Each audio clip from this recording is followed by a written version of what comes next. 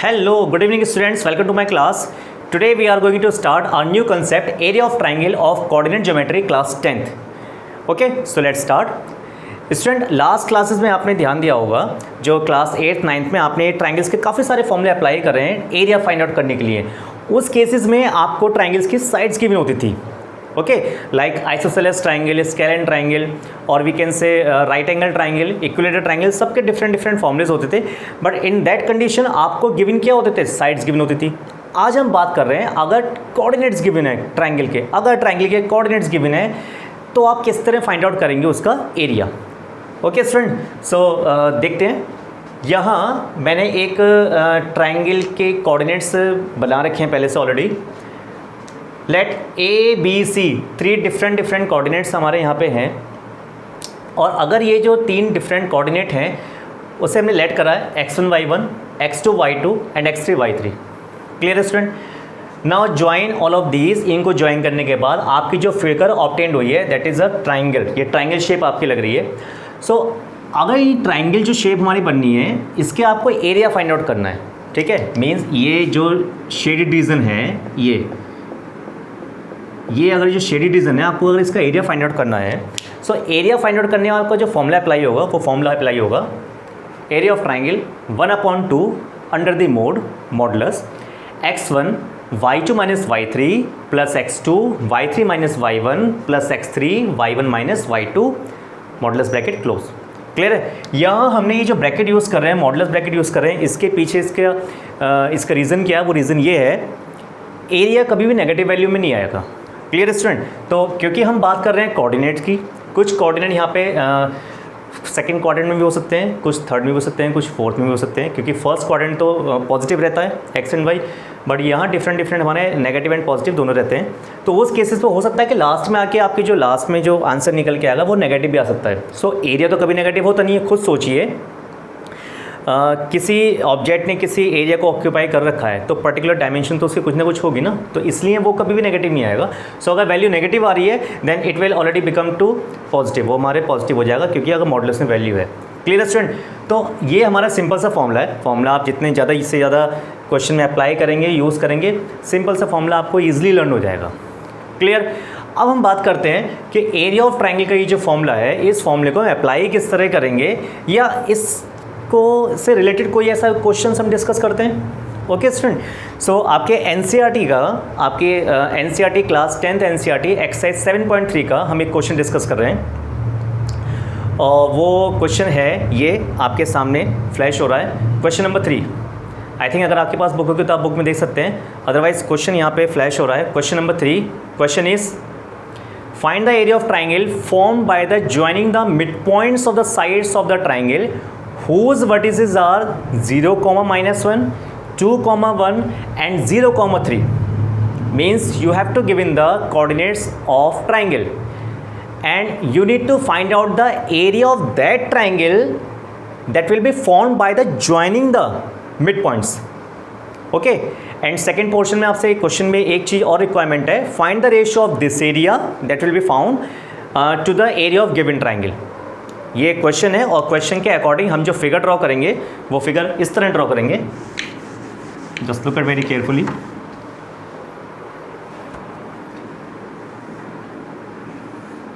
A B C. Clear student? A B C जो coordinate आपको given है वो ट्राइंगल के ए बी सी कोऑर्डिनेट ये गिवन है। कोऑर्डिनेट कौन से गिवन है? से 0, -1, सेकेंड इज 2, 1 एंड third one is 0, 3। Okay, so question की जो रिक्वायरमेंट है वो ये है, you need to find out the area of that triangle that will be found by the joining the mid point of this.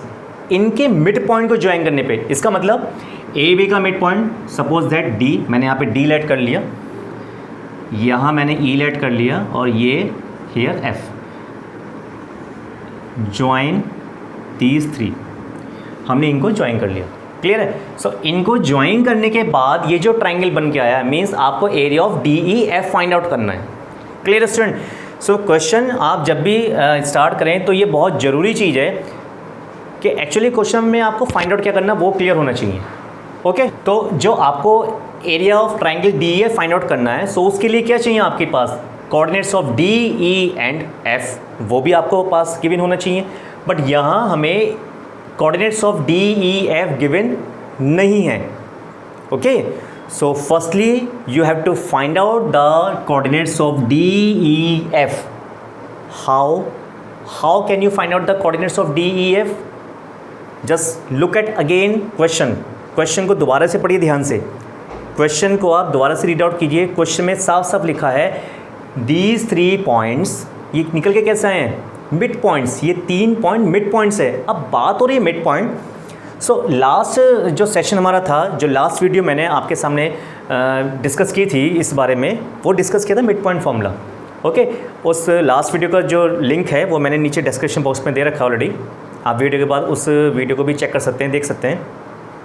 देखिए ध्यान से, इसका मतलब डी ई एफ के कोऑर्डिनेट्स निकालने के लिए आपको मिड पॉइंट फॉर्मूला अप्लाई करना पड़ेगा। So firstly we have to apply the midpoint formula and after that area of triangle D E F. Clear? So let's start. Question number 3, solution.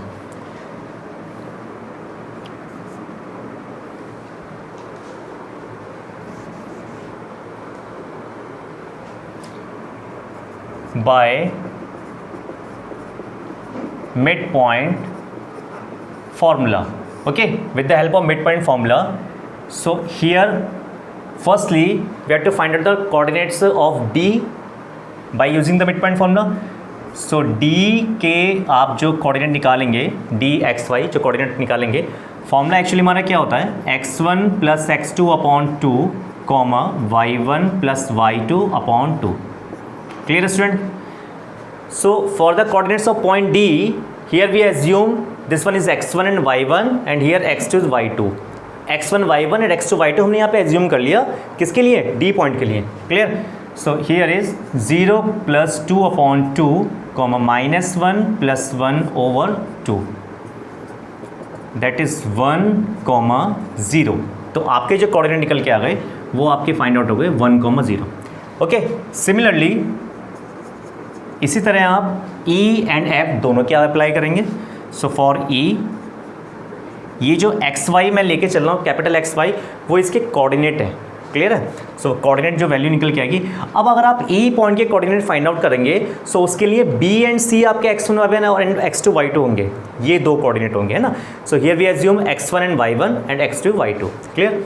आपको लिखने की जरूरत नहीं दोबारा, आप यहाँ पे केवल एज्यूम कर सकते हैं। देखिए ध्यान से, so 2 plus 0 over 2 and 1 plus 3 over 2, 1 and 2। Clear? Similarly जो लास्ट वन हमारा है F, अगर आप उसके कोऑर्डिनेट फाइंड आउट करेंगे, देन F पॉइंट के लिए हियर x1 y1 और x2 y2 हम यहाँ पे लेट कर ले रहे हैं। सो 0 plus 0 over 2 minus 1 plus 3 over 2, that is 0 and 1। Clear student?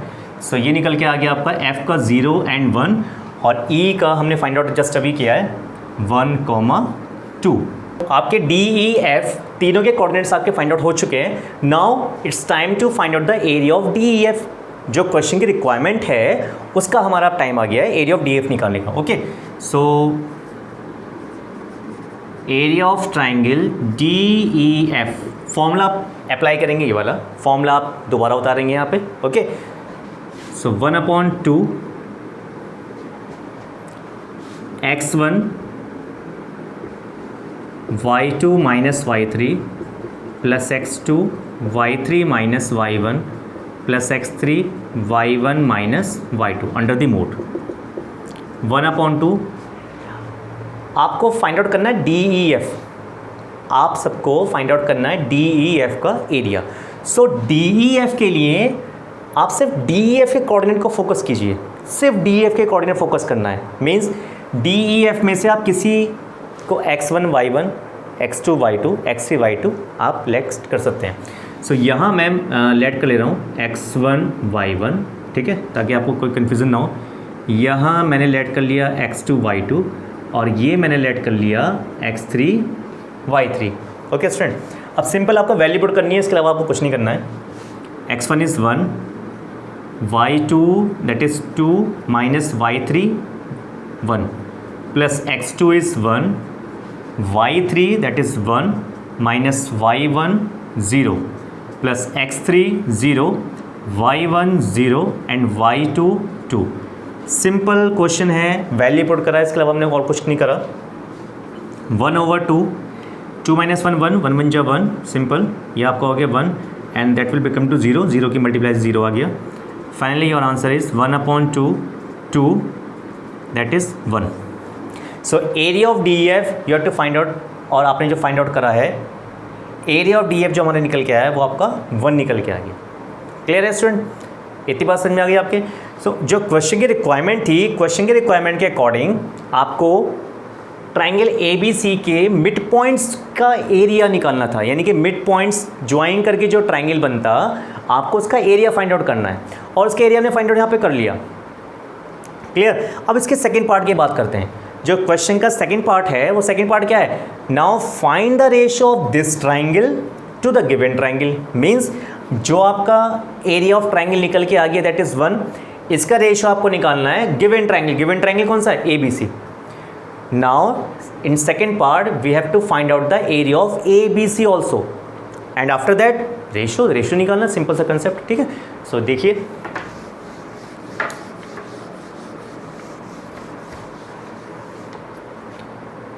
Now area of triangle ABC, ठीक है। अब हम बात कर रहे हैं ABC की। सो अगर आप ABC की बात करेंगे so again formula 1/2, same formula apply होगा। अब अगर बात आप कर रहे हैं ABC की, सो ABC में दिस वन x1 y1 मैंने लेट कर ले रहा, इधर x2 y2, इधर x3 y3, ठीक। आप सिंपल अपने माइंड में भी लेट कर सकते हैं, या यहाँ पे केवल शो भी कर सकते हैं। क्लियर है। सो यहाँ मैं केवल माइंड में अपने लेट करके चल रहा हूँ। सो x1 x2 x3 y1 y2 y3 sequence में ABC के। Clear. So x1 is 0, y2 minus y3 plus x2 that is 2, y3 minus y1। ये जो माइनस y1 है ऑलरेडी यहाँ पे माइनस की वैल्यू है, सो वो मेरा माइनस माइनस प्लस हो गया। Clear. x3 y1 minus y2, सो 1/2 ये completely 0 plus 2 multiply 3 plus 1 4 plus 0, ठीक। 0 की मल्टीप्लाई करेंगे सिंपल 0 हो गया।